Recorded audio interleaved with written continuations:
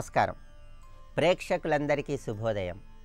ఈనాటి శుభయోగం శీర్షికన విమల ఏకాదశి సందర్భంగా ఎటువంటి విధి విధానాలు పాటించాలో, తద్వారా ఎలాంటి ప్రయోజనాలు సిద్ధింపజేసుకోవచ్చో పరిశీలిద్దాం. పుష్యమాసంలో వచ్చే బహుళ ఏకాదశి తిథికి విమల ఏకాదశి అని పేరుంది.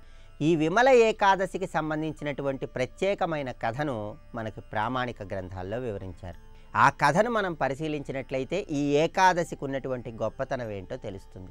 ఆ కథలో ఏం చెప్పారంటే, ఒకానొక సమయంలో మహిష్మంతుడు అనే పేరు కలిగినటువంటి గొప్ప మహారాజు ఉండేవాడు. ఆ మహారాజు ప్రజల్ని కన్నబిడ్డల్లాగా పరిపాలిస్తూ ఉండేవాడు.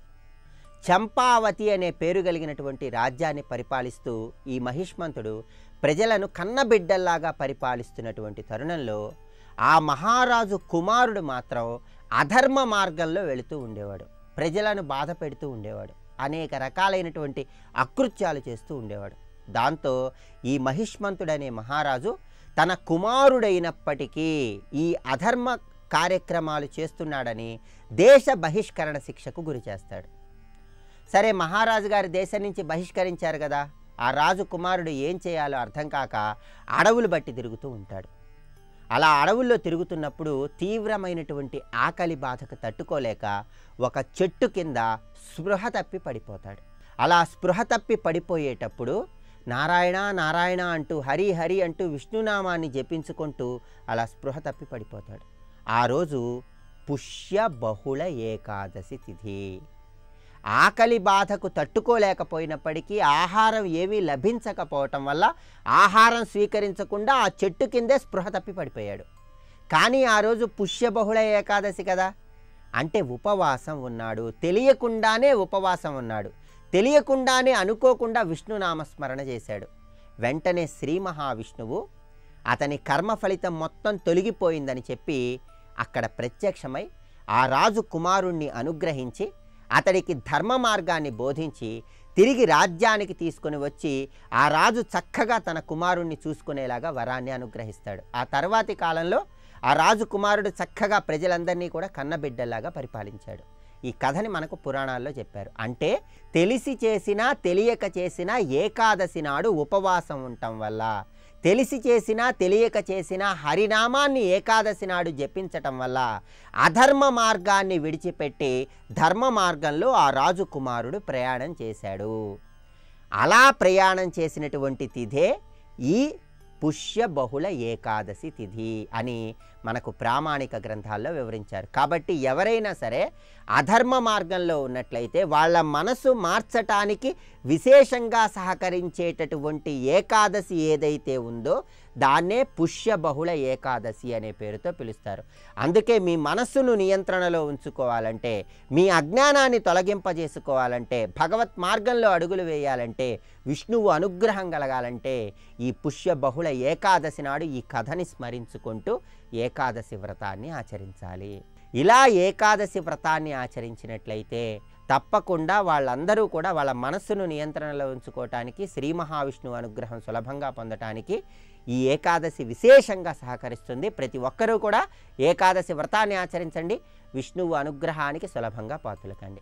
రేపటి శుభయోగం శీర్షికన శుక్రవారం సందర్భంగా మహాలక్ష్మీదేవి అవతారంలో ఉన్నటువంటి వైశిష్ట్యం ఏంటో, లక్ష్మీదేవిని ఎలా ప్రార్థించాలో, లక్ష్మీదేవి మనకి ఏం సందేశం ఇస్తుందో తెలుసుకుందాం. నమస్కారం. బ్రహ్మమురారి సురార్చితలింగం నిర్మలవాషితశోభితలింగం జన్మజ దుఃఖ వినాశకలింగం తత్ప్రణమామి సదాశివలింగం. మహాశ్మశానం అంటే ప్రళయకాలాల్లో కూడా నశించని క్షేత్రం. కాశీ అంతటి శాశ్వత క్షేత్రమో కాంచీ కూడా అంతటిదే అని మనకు పురాణం చెప్తోంది. ఇది కూడా ఆలోచించవలసిన అంశమే. అది కాంచీ క్షేత్రం కూడా శాశ్వత క్షేత్రం, అందుకు దీన్ని మహాశ్మశానం అన్నారు. ఇప్పటి వరకు మనం కాంచీ శివ కంచి గురించి చెప్పుకున్నాం. ఇప్పుడు అందులో మన ఏకామ్రనాథ స్వామి దర్శనానికి వెళదాం. ఆ ఏకామ్రం ఎలా వచ్చిందో చెప్తున్నాడు. అయితే ఇక్కడ అధ్యాయం ప్రారంభించేటప్పుడు నమస్కారం మాత్రం చేస్తున్నాడు. ఇక్కడ మరొక నమస్కారం, శివబీజ సముద్భూతం వేద శాఖాభిరుజ్వలం మృకండు తనయాధారం రసాలం తం నమామ్యహం. మామిడి చెట్టు రూపంలో ఉన్న శివునకు నమస్కారము. ఇక్కడ వృక్షాన్ని భావించాలి. క్షేత్రానికి ఒక ప్రత్యేకత ఉందండి. క్షేత్రాలకున్న ప్రత్యేకత ఒక్కసారి వింటే ధన్యులమైపోతాం. అదేమిటంటే క్షేత్రాలకు వెళ్ళి దేవతలను చూసి అనుగ్రహం పొందడం ఒకటి, వెళ్ళకపోయినా మనం ఎక్కడుంటే అక్కడ క్షేత్రదేవతలను స్మరిస్తే వాళ్ళు స్మరించిన వాడిని అనుగ్రహిస్తారు. ఎందుకంటే ఆ దేవత ఎక్కడున్నా మన స్పందన గ్రహించగలిగే సర్వవ్యాపక శక్తి కలిగింది గనక ఇక్కడి నుంచే మనకి ఆ ఏకాంబరనాథుడు అనుగ్రహించుగాక. పాండవ తీర్థానికి తూర్పు వైపు 14 అంశకముల దూరంలో వృక్షమున్నది. ఇది వేద సదృశ వృక్షము అన్నారు. ఈ వృక్షానికి సంబంధించిన ఒక అద్భుతమైన కథని మార్కండేయుడు స్వయంగా చెప్తున్నాడు. నాకు ఈ చెట్టుకి సంబంధించి ఒక పెద్ద అనుభూతి ఉందయ్యా అని వివరిస్తున్నాడు. ఈ కథ చాలా రమ్యమైన కథ. ఈ కథ మనకు అరుణాచల క్షేత్ర మహాత్యంలో కూడా కనబడుతుంది, ఇక్కడ కనబడుతుంది, మహాభారత అనుశాసనిక పర్వంలో కూడా కనబడుతుంది. ఒకదానికొకటి అనుబంధం. అయితే కేవలం కథా దృష్టితో చూసేవారు దానిలో వెళ్ళండి, కానీ దాని అంతరార్థం చూస్తే ఇంకా ఆశ్చర్యం కలుగుతుంది. ఒకప్పుడు కైలాసంలో శివుడు లీలగా కూర్చుని ఉండగా అమ్మవారు ఆయనతో ఒక ప్రణయ సల్లాపం చేద్దామని సరసంగా ఆయన కనబడకుండా వెనక నుంచి వచ్చింది. వచ్చి సరసంగా వెనక నుంచి ఆయన కళ్ళు మూసిందిరండి. ఎందుకు అలా చేసిందంటే సరసం, కారణం ఏముందండి, ఏ కారణం లేకుండా చేస్తే అది సరసం అనమాట. వెనక నుంచి వచ్చి 3 కళ్ళు మూసింది ఆయనకి. కళ్ళు ఇలా మూసిందో లేదో క్షణంలో ఆవిడ శరీరం అంతా నల్లగా మారిపోయింది, ప్రపంచం అంతా చీకట్లు ఎక్కిపోయింది, భయంకరమైన మార్పులు వచ్చేసాయి. వెంటనే చేతులు తీసేసింది. ఏమిటి స్వామి వైపరీత్యం, పైగా నా పేరు గౌరి, తెల్లని దాన్ని అని పేరు, పుట్టినప్పుడు ఖాళీగా వచ్చినా తపశ్చేత గౌరిని అయిపోయింది. పైగా నాది బంగారు మేనిచాయ అంటారు, హిరణ్యవర్ణం, పైగా కొందరు ఎర్రపిల్ల అనుకుని ఉంటారు, అరుణాం కరుణా తరంగితాక్షం. ఇలాంటి దాన్ని నీ కళ్ళు ముయ్యున ఆలస్యం అలగా అయిపోయాను. ఎందువల్ల అయిపోయాను, లోకాలు కూడా అల్లల్లాడిపోయాయి. ఏమిటి అంటే నువ్వు చాలా తప్పు చేసావు అన్నాడు ఇక్కడ. ఎందుకంటే సరసానికైనా సరే విశ్వనియమానికి విరుద్ధంగా ప్రవర్తించకూడదు. నువ్వు చేసిన తప్పు ఏంటంటే నా కళ్ళు మూసావు. నా కళ్ళు అంటే ఏమిటి, మామూలు కళ్ళు కావు, సూర్యచంద్ర అగ్నులు. ఆ 3 మూసేస్తే లోకం ఏమైపోతుంది? సూర్యచంద్రుడు ముగ్గురు లేకపోతే ప్రళయం వస్తుంది. పైగా ప్రళయం ఎప్పుడు ఇవ్వాలో చూసిచ్చేవాడిని నేనే. ఆ ప్రళయం వరకు ప్రపంచాన్ని కాపాడవలసిన వాడిని నేనే. ప్రపంచాన్ని కాపాడడం కోసం కంటి మీద రెప్ప కూడా వేయకుండా ఉన్నాను నేను ఇంతకాలం. ఎందుకంటే సూర్యచంద్ర అగ్నులు మూసేస్తే ఏమైపోతాయి, అలా కూర్చుని ఉన్నాను నేను, జాగ్రత్తగా చూసుకుంటున్నాను. నా సూర్యచంద్ర అగ్ని నేత్రములతో ప్రపంచాన్ని నడుపుతున్నాను.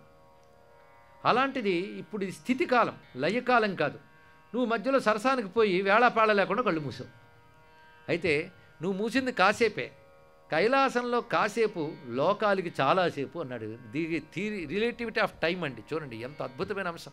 కైలాసపతిని విశ్వపతిని అయిన నాకు నువ్వు మూసింది ఒక క్షణం లేదా అరక్షణం, అక్కడ కొన్ని యుగాలు గడిచిపోయింది తెలుసా. ఇక్కడ ఏదో నా కనురెప్పపాటు అంటే ఎంత, క్రిమికీటకాలు మరణించే లోపల మనకు కనురెప్పపాటు, దేవతలకు కనురెప్పపాటు లోపల మనలాంటి వాళ్ళు అందరూ అయిపోతారు. బ్రహ్మదేవుడు కనురెప్ప వేసే లోపల దేవతలు అయిపోతారు. అలాంటి బ్రహ్మలందరూ శివుడు ఒక కనురెప్ప వేసే లోపల అయిపోతాడు అంతే ఇక్కడ. మరి అంటప్పుడు ఎంతకాలం గడిచిపోయి ఉంటుంది. ఇంత మహాప్రళయం ప్రపంచానికి ఏర్పడింది చూసావా. అందుకే అన్నమయ్య యొక్క కీర్తన రాస్తాడు, మహాలక్ష్మీదేవి విష్ణువుతో సరసమాడిపోయి ఈయనతో సరసం మహాప్రమాదం అన్నది. సరసానికి పోయి మైమరచిపోయి అంటే పరమాత్మని మరిచిపోయి సరసమాడేమా, అమ్మో మహా కష్టం. ఇందుముఖి నిన్ను కౌగిలించి లోపలి జగము కందునని నీ బిగువు కౌగిలే వదిలే అన్నాడు ఇక్కడ. గట్టిగా పట్టుకుంది ప్రేమగా విష్ణువుని, అంటే వెంకటపతిని పద్మావతి పట్టుకుంది. గట్టిగా పట్టుకోగానే ఆయనకేం బాధలేదు, ఆయన లోపల ఉన్న లోకాలు కందిపోయేట వెంటనే వదిలేసింది ఇక్కడ. అంతేకాదు, నెలత నీ వాలు కన్నులు మూసి జగమెల్లా కలయ చీకట్లైన గ్రక్క నినువదలే అన్నాడు అన్నమయ్య. శృంగార కవిత్వం అంటే ఇంత హైస్థాయిలో ఉండాలి, అంత ఉదాత్తంగా చెప్పాడు. సరదాగా కళ్ళు మూస్తే లోకం చీకట్లైపోయిన వెంటనే విడిచిపెట్టేసి చాలు చాలును భోగ సమయమున మైమరపు పాలు పడునట ఏటి బ్రతుకు రావోరి అన్నాడు. సరదాగా సరసంగా ఇంత వినోదాలు చేద్దామన్నా లాభం లేదయ్యా అనుకుంది ఆవిడ. అక్కడ లక్ష్మీనారాయణలేనా, ఇక్కడ పార్వతీ పరమేశ్వరులైనా తత్వం ఒక్కటే.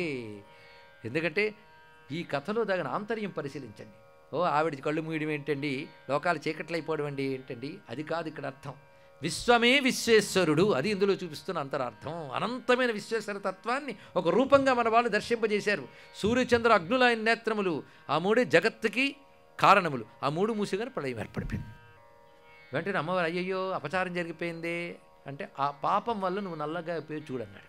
అమ్మవారికి పాపం ఏంటండి అంటే, ఈశ్వరుడైనా సరే లోక నియమాలు తాను ఏర్పరిచినప్పుడు వాటికి భంగం కలిగితే తాను వాటిని పాపంగా స్వీకరించి ప్రాయశ్చిత్తం చేసుకుంటాడు. ఆయనకు అంటవు అంటించుకుంటాడు. అది తేడా ఇక్కడ. మనకైతే అంటేస్తాయి, ప్రవేశిస్తాయి, అంటించుకుంటాడు. అందుకే తాను కూడా బ్రహ్మదేవుడు అబద్ధమాడేడని చెప్పి ఒక తలకాయ లాగేసి బ్రహ్మహత్యా పాతకం చుట్టుకుందని కాలభైరవుడి లోపల వెళ్ళాడు. అవునా లేదా? విష్ణువు కూడా రావణ సంహారం చేసి హత్యాపాతకం పోవాలని చెప్పి ఆయన ఒకటి చేశాడు. అలాగే భృగుపత్తిని సంహరించేందుకు విష్ణువు కూడా ప్రాయశ్చిత్తం కోసం తపస్సు చేశాడని చెప్పారు. వాళ్ళకేంటండి పాపాలు అనకూడదు. మనకు ఆదర్శం చూపించడం కోసం వాళ్ళు కూడా వీటిని పాటిస్తారు. వాళ్ళకి అంటవు, ఆదర్శం కోసం మాత్రమే వాళ్ళు చేస్తారు. ఇది తెలుసుకోవాలి. అలాగే అమ్మవారికి నిజంగా పాపమా? కాదు. కానీ అదొక లీల. అది దీన్ని ఏమంటారు? లీల. అంటుకుపోయి చేస్తే కర్మ, అంటకుండా చేస్తే లీల. ఇది ఒక్కటి తెలిస్తే చాలు ఇక్కడ. కనుక వాళ్ళ లీల, లీల ప్రయోజనం లోకక్షేమం. లీలకు ప్రయోజనం లోకక్షేమం. లక్షణం అంటకుండా చేయడం, ప్రయోజనం లోకక్షేమం. కనుక వాళ్ళు ఏవి లీలలు చేసినా లోకానికి క్షేమం. అందుకు వాళ్ళు కలహించుకున్నా, కలిసి ఉన్నా, సరసమాడినా, యుద్ధాలు చేసినా ప్రపంచానికి క్షేమం. కానీ పరమేశ్వరు కృత్యములన్నీ లోకక్షేమములే. కనుక ఆడ అమ్మ కన్ను ముయ్యడం ఇదంతా లీలే. వెంటనే అమ్మవారు సరే నేను తప్పు చేశాను కదా, ఈ తప్పుకు ప్రాయశ్చిత్తం ఏంటో మీరే చెప్పండి అంది. అంత గొప్పగా చెప్పిందండి ఇక్కడ. గురువులను అడిగే ప్రాయశ్చిత్తం చేసుకోవాలి, కానీ నాకు తెలిసినట్టు పుస్తకాల్లో చదివానని చేయకూడదు. అందుకే శివుణ్ణి అడిగింది, ఏంటి ప్రాయశ్చిత్తం చెప్పని. ఒక పని చేయి, నువ్వు ఇక్కడి నుంచి తిన్నగా హిమాలయాలకు వెళ్ళు. అక్కడ బదరికాశ్రమ సమీపంలో ఎప్పటి నుంచో ఒక ఆయన తపస్సు చేస్తున్నాడు. ఆయన కతముడని, కత్యయనుడని పేర్లు ఆయనకి. ఆయన తపస్సు చేస్తున్నాడు. ఆయన కోరిక ఏంటంటే మహాత్రిపుర సుందరుని పుత్రికగా పొందాలని ఆయన కోరిక. తపస్సు మాత్రం ఉంది ఇక్కడ. కానీ ఆయన కోరిక తీరాలి. నువ్వేం చేస్తావంటే ఇక్కడ నీ రూపాన్ని ఒక్కసారి అంతర్ధానం చేసి ఆ మహర్షి దగ్గర శిశు రూపంలో ప్రత్యక్షము. వెంటనే నేను ఏం చేస్తానంటే మా అమ్మాయిని నేను పెంచుతాడు. అతడికి కుమార్తెగా పెరుగు. అతడికి మోక్షానికి కావలసిన అన్ని అర్హతలు ఉన్నాయి. కేవలం నువ్వు కుమార్తెగా పొందాలి అనేటువంటి ఒక కోరిక వాసనాప్రాయంగానే మిగిలిపోయింది. అది కానీ తీరిపోతే మోక్షార్హుడే. కాబట్టి నువ్వేం చేస్తావంటే ఆయన కుమార్తెగా 8 ఏళ్ల వరకు పెరుగు. ఎందుకంటే తల్లిదండ్రులకి పిల్లలతో ముచ్చట ఆ 7 వరకే. 8 ఏళ్ల వరకు అంటే బాల అయ్యే వరకు. ఇదంతా ఉపాసన రహస్యములు. 8 ఏళ్ల వరకు ఆయన లాలన పాలన పొందు. ఆయన ధన్యుడైపోతాడు. అమ్మవారు జగన్మాతకి నేను తండ్రి అని మురిసిపోతాడు. 8 ఏళ్ల వరకు ఆ ముచ్చట్లు చూస్తాడు. 8వ ఏట ఆయన ముక్తి పొందిపోతాడు. అప్పుడు నువ్వేం చేస్తావంటే ఆయన అంతవరకు సాధన చేసుకున్న ద్రవ్యాలు కొన్ని ఉంటాయి, అవి పట్టుకుని బయలుదేరిపో. అక్కడి నుంచి నువ్వు అవి పట్టుకుని బయలుదేరితే అప్పుడు ఏం చేయాలో మొత్తం కనిపిస్తాయి. అక్కడ ఏముంటాయి అంటే ఆ యోగదండం, అక్షమాల, అలా దీపాలు పెట్టుకునే 2 కుండలు, విసనకర్ర, 2 చామరాలు, ఒక వ్యాసపీఠం, ఒక తాళపత్ర గ్రంథం, వ్యాఘ్రాసనం, అలాగే మొలకెత్తిన పెసరగింజ వేయించినది ఒక్కటి. అది కూడా ఒక్కటి. మొలకెత్తిన వేచిన పెసరగింజ, గంగాజలం, గంగ ఇసుక, ఛత్రము, ఇవి ఉంటాయి. ఇవి పట్టుకు నువ్వు కాశీనగరానికి బయలుదేరి. అక్కడి నుంచి అప్పుడు నువ్వు కాశీకి వెళ్ళేటప్పటికీ 12 సంవత్సరాల కరువు ఉంటుంది, క్షామం, భయంకరమైన క్షామం ఉంటుంది. అప్పుడు నువ్వు కాశీని అనుగ్రహించడం కోసం వాళ్ళందరిపై దయతో అన్నపూర్ణగా అక్కడ నువ్వు ఉండి వాళ్ళందరిని అనుగ్రహించు. స్వస్తి.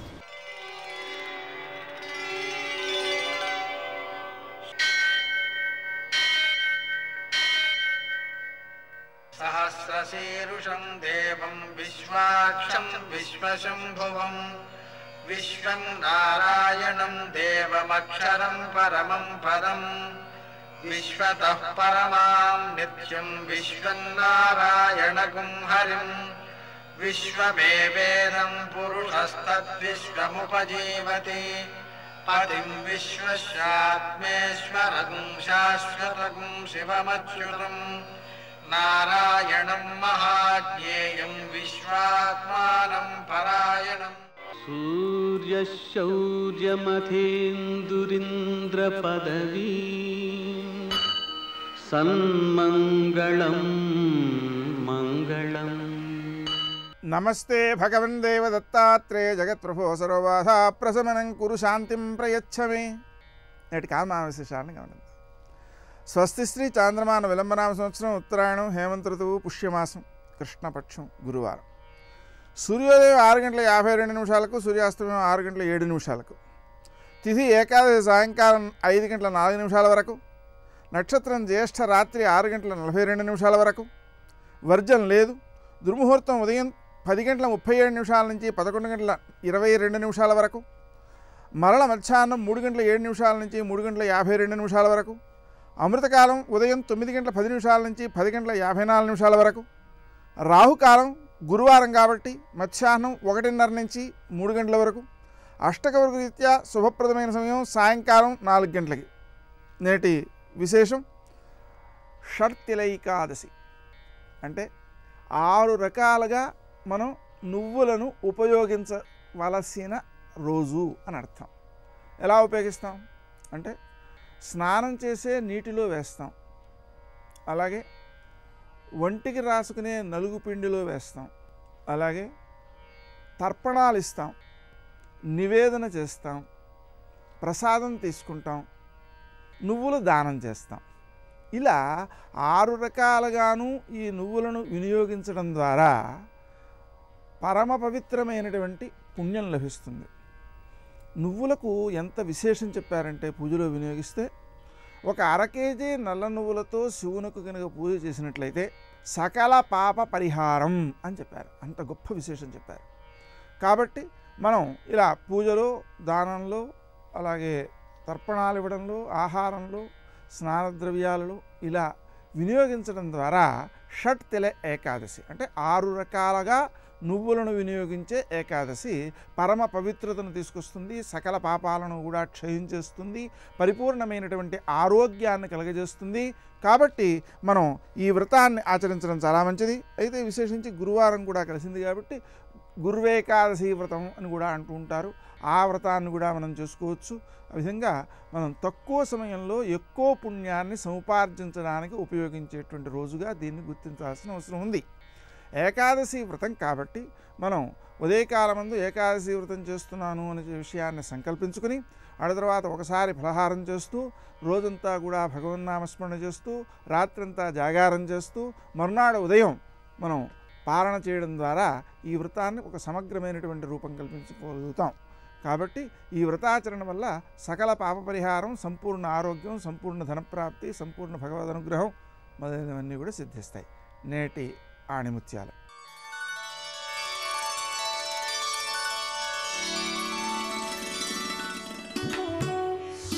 ఎన్నడూ ఆశ పడనివాడు ఎప్పటికీ అసంతృప్తికి గురికాడు.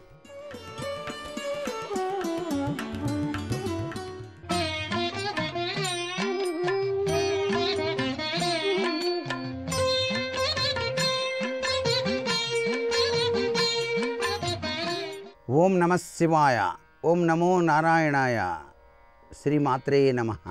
ఎప్పుడూ కూడాను ఒక మంత్రాన్ని ఉపదేశించినటువంటి గురువుగారు ఇచ్చిన మంత్రాన్ని నేను ఫలాని మంత్రాన్ని తీసుకున్నానండి అని గొప్పగా ఎవరికీ చెప్పరాదు. మంత్రం ఎప్పుడూ కూడా రహస్యకరముగా ఉంచవలే. మంత్రాన్ని ఎవరు రహస్యకరముగా ఉంచి నిత్యము కూడాను గురు పరంపరాతత్వంలో విరాజిలింపచేసేటువంటి ఆ గురువుకు గురుముద్రను వేసి, ఈ విధంగా గురుముద్ర వేసి ఆ గురువుకు బంగారు పుష్పములు నిత్యము సమర్పించినట్టుగా భావన చేసి ఆయన ఉపదేశించిన మంత్రాన్ని కనుక నిష్ఠగా ఎవరైతే నిత్యం కూడాను అలా ధ్యానం చేస్తారో వారికి గురువు ఎక్కడ ఉన్నా సరే వారి యొక్క దివ్యవంతమైనటువంటి అరోరాస్ అంటే దివ్య కిరణ సంపటి తప్పనిసరిగా ఆ వ్యక్తి పైన ప్రసరింపజేసి మహోన్నతమైనటువంటి స్థితిగతిని పొందటానికి ఆస్కారం ఉంటుంది. అందుకే షిరిడి సాయిబాబా వారు కూడాను తాను తన నగరానికి వచ్చినప్పుడు అక్కడ స్వామి ఇప్పటి వారు కాదు అన్నప్పుడు దీనికి నిదర్శనమేమిటి అన్నప్పుడు భూమిని త్రవ్వితే అక్కడ 5 ప్రమిదెలు వెలుగుతూ కనిపించాయి. వెంటనే స్వామివారు పరిగెత్తుకుంటూ వచ్చి అది నా గురుస్థానము, దానిని మీరు ఎటువంటి పరిస్థితుల్లోనూ కదిలించకండి అని చెప్పటం జరిగింది. అంటే గురుబ్రహ్మా గురుర్విష్ణు గురుదేవో మహేశ్వరః గురు సాక్షాత్ పరబ్రహ్మ తస్మై శ్రీ గురవే నమః. గురువే సర్వలోకానాం విశతే భవరోగిణామని సాక్షాత్తు షిర్డీ సాయిబాబా అంతటి వారే తన గురుస్థానానికి అంత గొప్ప విలువనిచ్చి ఆయన చేసేటువంటి మంత్రాన్ని ఎవరికీ చెప్పలేదు కదా. నిమిత్త మాత్రమైన మనం మాత్రం గొప్పగా చెప్పుకోవటం వెనకాల సరైన పద్ధతి కాదు అని చెప్పేసి మనం ఇక్కడ గ్రహించవలసినటువంటి పరిస్థితి.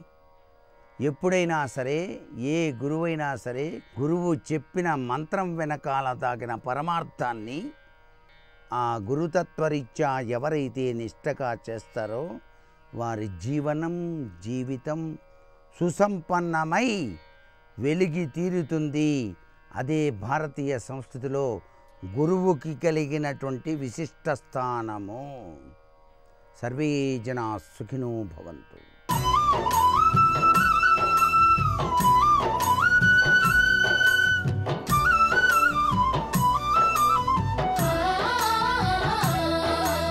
కార్తీక దీపం అరుణాచల క్షేత్రమునందు మిక్కిలి ప్రసిద్ధి. అక్కడ కార్తీక దీపం వెలిగించడం అంటే 16 రోజుల పండుగ. 16 రోజులు చేస్తారు ఆ పండగని. మీరు ఎప్పుడో ఒకటి గుర్తుపెట్టుకోండి, 16 అంకెకి సనాతన ధర్మంలో విశేషమైనటువంటి ప్రాధాన్యత. షోడశి అమ్మవారు 16 కళలతో ఉంటుంది, చంద్రుడు 16 కళలతో ఉంటాడు. మనుష్యునకు 16 సంస్కారములు చేస్తారు. సంస్కారము అంటే అతడు ఈశ్వరుణ్ణి చేరుకోవడానికి వీలుగా సంస్కరిస్తారు. అతన్ని కొత్త విషయాలు నేర్పి అందుకు అనువుగా తయారు చేయడాన్ని సంస్కరించుట అన్న మాటతో వాడతారు. మీకు ఒక ఉదాహరణ చెప్పాలంటే, భగవంతుడికి ఒక కొబ్బరికాయ కావాలనుకోండి, ఒక కొబ్బరికాయ కొడదామని మీరు అనుకున్నారు. సంస్కరించుట అని ఒకటి ఉంటుంది. ముందు ఒక కొబ్బరి బొండాన్ని తీసుకొస్తారు, ఆ కొబ్బరి బొండాన్ని ఒలుస్తారు, ఆ తర్వాత చుట్టూ కొంత పీచు ఉంటుంది, ఆ పీచు కూడా తీసేస్తారు. శిఖ తీయకూడదు, శిఖ ఉండిపోతుంది. చక్క పీచంతా తీసి అక్కడ తీసుకొచ్చి పెడతారు. ఇప్పుడు కొబ్బరికాయ మీరు దేవాలయంలో కొట్టడానికి వీలైన రీతిని పొందింది. సంస్కరిస్తే బొండాన్ని కొబ్బరికాయ కొట్టడానికి యోగ్యమైంది, భగవంతుణ్ణి చేరడానికి యోగ్యమైంది. అలా మనిషి పుట్టుకతో అజ్ఞాని, మనిషి పుట్టుకతో భగవంతుణ్ణి చేరడానికి కావలసినటువంటి సాధన సంపత్తులను తనకు తానుగా తెచ్చుకున్నవాడు కాడు. గురువిస్తాడు, తల్లిస్తుంది, తండ్రి ఇస్తాడు, సమాజం ఇస్తుంది, వీళ్ళందరిస్తారు. అందుకే సంస్కారములు అంటారు. ఈ సంస్కారములు చేస్తూ పెడతారు. అందుకే సనాతన ధర్మంలో ఆ సంస్కారములు కూడా 16 సంస్కారములు. కాబట్టి అటువంటి ఆ 16 సంస్కారములు ఏవి ఉన్నాయో అవి 16 చంద్రుని యొక్క కళలు, షోడశ సంస్కారములు అంటారు. ఈ సంస్కారముల వలన మనిషి అర్హతని పొందుతూ ఉంటాడు. ఈ పని చేయడానికి అర్హత పొందుతాడు. బ్రహ్మచారి ఉపనయనం చేసుకున్నాడు, గాయత్రి చేయడానికి అర్హత పొందాడు. గృహస్థు ధర్మపత్నిని స్వీకరించాడు, యజ్ఞయాగాదులు చెయ్యడానికి అర్హత పొందాడు. వానప్రస్థు వైరాగ్యాన్ని పొంది తపస్సు చేయడానికి అర్హత పొందాడు. సన్యాసి సర్వసంగ పరిత్యాగం చేసి శరీరం మీద భ్రాంతి విడిచిపెట్టేశాడు. ఇవన్నీ సంస్కారములే.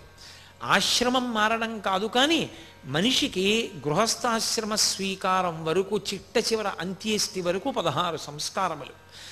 ఈ 16 సంస్కారములు మనిషిని ఎలా తీర్చిదిద్దుతాయో అలా అక్కడ 16 రోజుల పండుగగా కార్తీక పౌర్ణమి, కృత్తికా దీపోత్సవం చేస్తారు. ఈ 16 రోజుల పండుగలు మీరు అందుకే చూడండి, మనకి సనాతన ధర్మంలో ఏ పెద్ద క్రతువు జరిగినా మళ్ళీ 16 రోజుల పండగ ఉంటుంది. పెళ్లి జరిగిందనుకోండి, 16 రోజుల పండగ చేశారండి అంటారు. 16 రోజుల పండుగలో మొదటి 3 రోజులు దేవతలందరికీ తెలియచేస్తారు. దేవతలందరినీ ఆహ్వానం పలుకుతారు. వాళ్ళు సిద్ధపడాలి. ముందు దేవతలు సిద్ధంగా ఉండాలి ఆ ఉత్సవానికి. మనం చూడండి, ధ్వజారోహణము అని ఒక కార్యం చేస్తాం. బ్రహ్మోత్సవం చేసేటప్పుడు ధ్వజాన్ని పైకెత్తుతాం. ఆ ధ్వజాన్ని పైకెత్తితే దేవతలందరికీ ఆహ్వానం, ఉత్సవం జరుగుతోంది, వచ్చి మీరు ఉండండి, ఇంకా మీరు ఇతర పనులు పెట్టుకుని వెళ్ళిపోకండి అని చెప్తారు. ఎందుకంటే మీరు ఏదైనా ఒక పెద్ద క్రతువు చేస్తున్నారు అంటే ఆ క్రతువులో దేవతల్ని ముందు పిలవాలి, ముందు వాళ్ళని పిలిచి కూర్చోబెట్టాలి.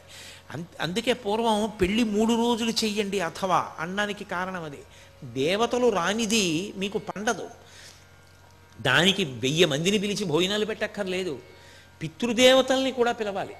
పితృదేవతల్ని కూడా పిలవడానికే దానికి ప్రత్యేకంగా పళ్ళాలు తీసుకొచ్చి మామిడి కొమ్మలతో కొట్టి మంత్రభాగం చేసి పితృదేవతల్ని పిలిచి ఆ ప్రాంగణంలో చెట్ల కొమ్మల మీద అక్కడ ఉండి ఆ క్రతువు చూసి ఆశీర్వచనం చేయమని అడుగుతారు.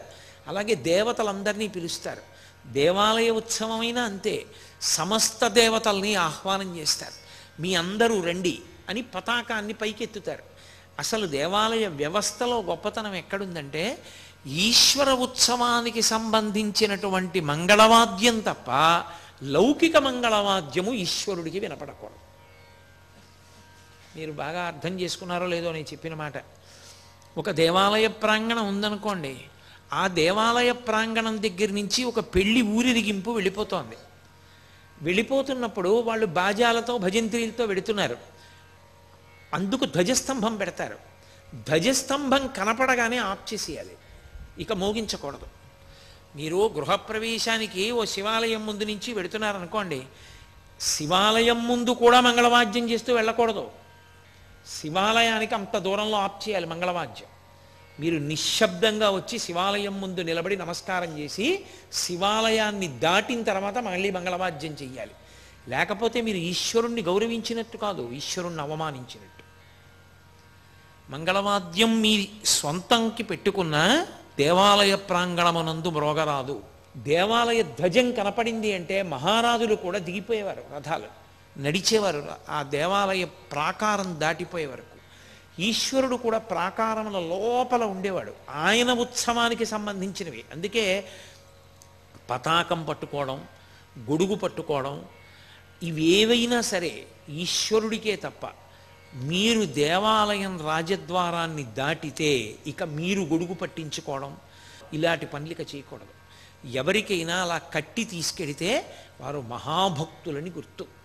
మహాభక్తులని గుర్తు ఏమిటంటే వారిని రాజద్వారం దగ్గరే ఆపి ఆ ప్రత్యేకంగా వస్త్రాన్ని తలకి కట్టి వారిని పూర్ణకుంభం చూపించి ఆ పైకి ఉండే మామిడి మండలతో పూర్ణకుంభం వచ్చిందంటే లోపల ఉన్న ఈశ్వరుడు వచ్చాడని గుర్తు.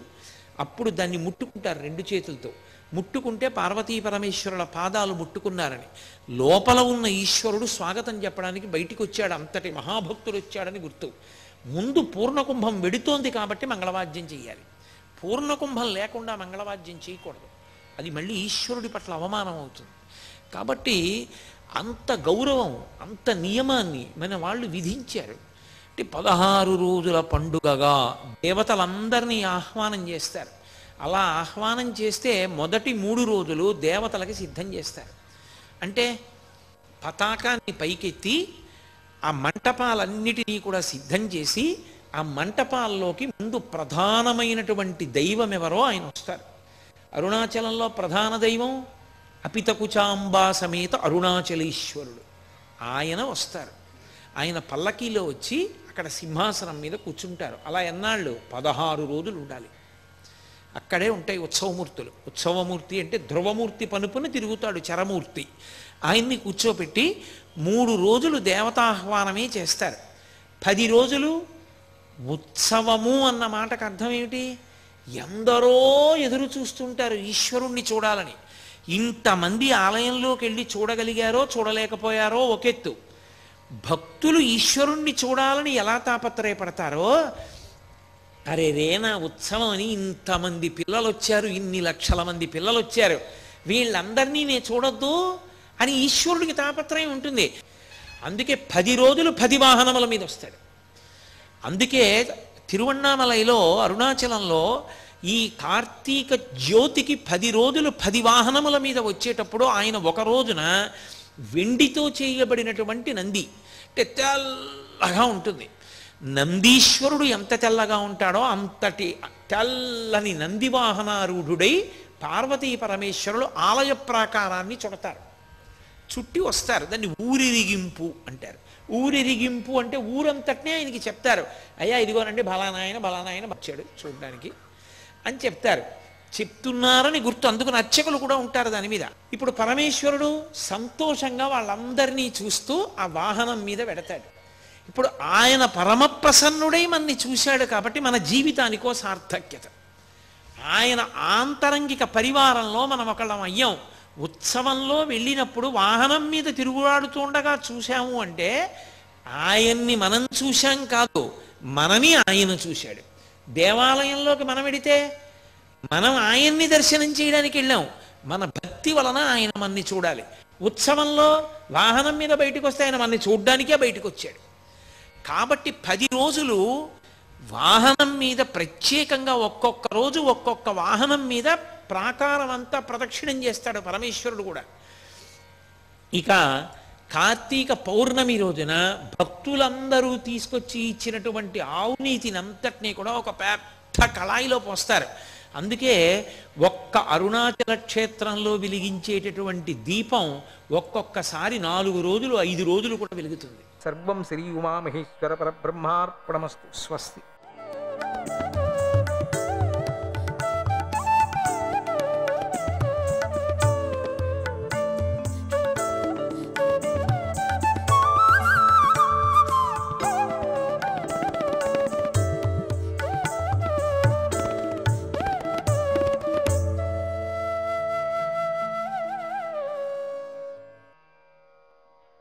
నారాయణ నారాయణ నారాయణ నారాయణ.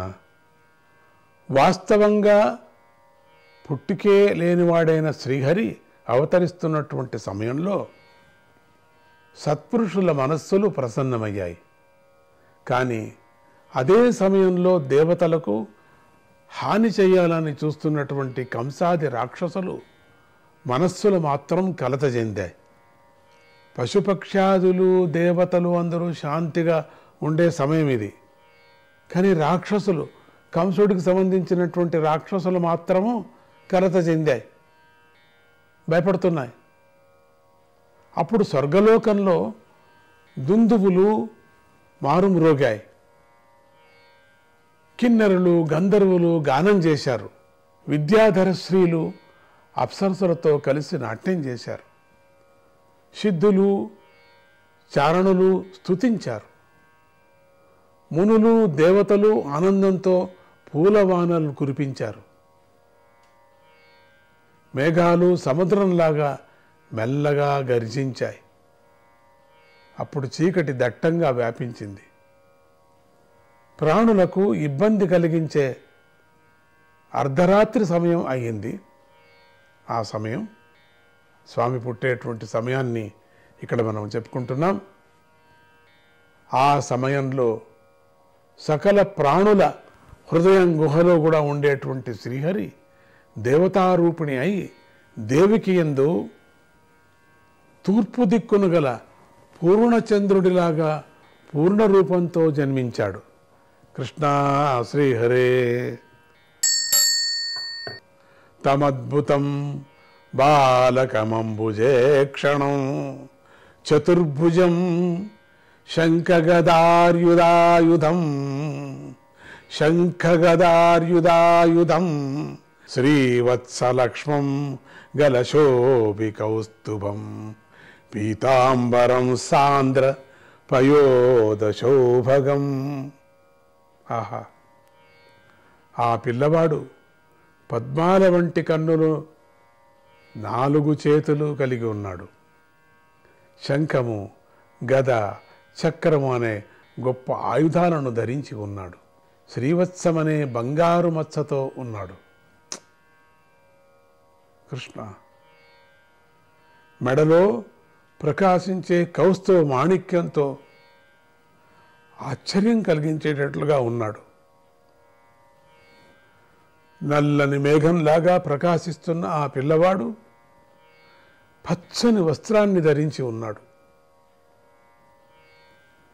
ఎంతో గొప్ప విలువైన వైడూర్యాలు పొదగిన కిరీటాన్ని, కుండలాలను అతడు ధరించి ఉన్నాడు. అట్లనే పుట్టాడు స్వామి.